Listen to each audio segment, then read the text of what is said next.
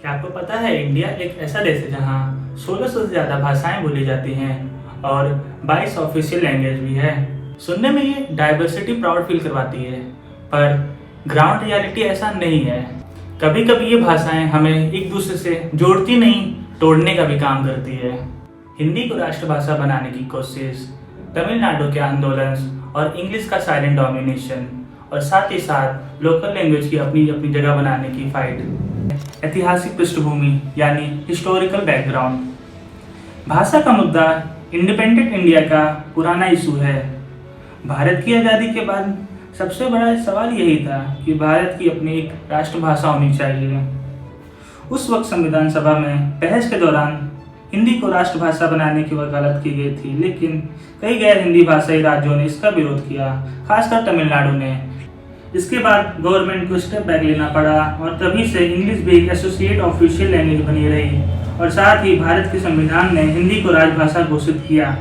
जब 1965 में हिंदी को राजभाषा बनाने की बात की गई, तब साउथ इंडिया खासकर तमिलनाडु में इसका विरोध किया गया था और वहाँ पर एक बड़े पैमाने पर आंदोलन भी हुआ था। उस आंदोलन को हिंदी विरोधी आंदोलन भी कहा जाता है। लोगों को डर था कहीं हिंदी उन पर थोपी ना जाए और उनकी अपनी मातृभाषा और उनकी संस्कृति को कहीं समाप्त ना कर दिया जाए, इसलिए तमिलनाडु में इसका बहुत भयंकर विरोध हुआ। लेकिन सरकार ने इस स्थिति को देखते हुए एक समाधान निकाला। हिंदी और अंग्रेजी दोनों सरकार की कामकाजी भाषा बनी रहेंगी, खासकर केंद्र सरकार की कामकाजी भाषा, और राज्य सरकार अपनी मातृभाषा का यूज कर सकते हैं। यह तो हमारा इतिहास है, लेकिन आज के समय में क्या हो रहा है? आज के समय में कहीं भाषा को लेकर एक दूसरे को मारा जा रहा है, खासकर कर्नाटका, महाराष्ट्र और तमिलनाडु में यह हमें देखने को मिला है। तो चलिए हम आज के समय की बात करते हैं। एक तरफ तमिलनाडु, कर्नाटका, महाराष्ट्र जैसे स्टेट हैं जो कहते हैं हिंदी हम पर थोपी जा रही है। दूसरी तरफ नॉर्थ इंडिया के स्टेट हैं जो कहते हैं हिंदी बोलने में प्रॉब्लम क्या है, हिंदी तो हमारी राष्ट्रभाषा है।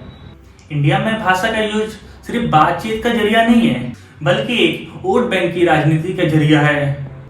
पॉलिटिकल पार्टी रीजनल लैंग्वेज को आइडेंटिटी का सिंबल बनाकर लोगों को मोबिलाइज कर रही है।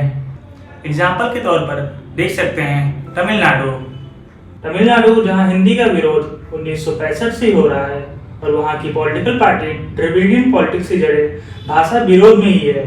तमिलनाडु ने न्यू एजुकेशन पॉलिसी 2020 का भी खासकर त्रिभाषा फॉर्मूले को लेकर खूब विरोध किया था और अपने यहाँ अभी तक लागू नहीं होने दिया है। तमिलनाडु के बाद दूसरी तरफ हम कर्नाटका की बात करेंगे।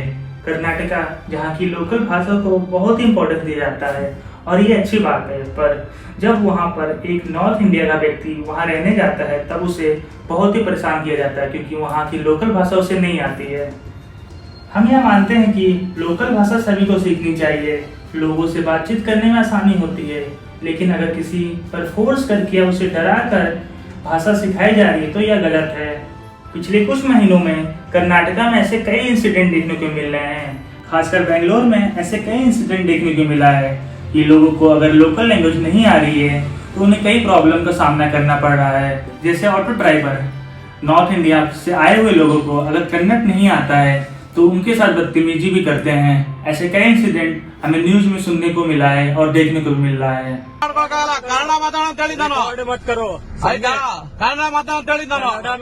बेंगलोर में रहो तो तुम हिंदी बोलो। बेंगलोर तुम भी हिंदी में बात करो। हिंदी बेंगलोर। कर्नाटक के बाद हम महाराष्ट्र के बारे में बात करेंगे। महाराष्ट्र के बारे में क्या बात करें? महाराष्ट्र में भाषा युद्ध को एक बड़े स्केल पर देखा जा रहा है। मराठी लोगों के लिए उनकी भाषा एक कल्चरल आइडेंटिटी है। उनका मानना है कि महाराष्ट्र मराठी मानुष का है और अगर उनकी भाषा को इग्नोर किया गया तो उनकी संस्कृति और पहचान भी खतरे में है। हम इस बात को सही मानते हैं, लेकिन लोगों पर जोर जबरदस्ती करके आप भाषा को नहीं सिखा सकते हैं। मुंबई, पुणे, थाने जैसे शहरों में यूपी, बिहार, गुजरात, राजस्थान के लोग काफ़ी ज़्यादा रहते हैं जो आम बोलचाल में हिंदी भाषा का प्रयोग करते हैं। हम मानते हैं कि उन्हें वहाँ की लोकल भाषा भी सीखनी चाहिए, जिसके चलते लोगों को एक नया कल्चर सीखने को मिलता है और एक दूसरे के साथ व्यवहार भी अच्छे होते हैं। परंतु महाराष्ट्र में इस वक्त वोट बैंक पॉलिटिक्स चल रही है। महाराष्ट्र की लोकल पार्टी जैसे महाराष्ट्र नवनिर्माण सेना यानी MNS ने ओपन कैंपेन किया कि मराठी बोलने वाले ही यहाँ काम कर सकते हैं। इसके चलते हमें डेली न्यूज चैनल में ये खबर मिल रही है, हिंदी ना बोलने की वजह से किसी को मारा गया या उसके साथ गलत व्यवहार किया गया।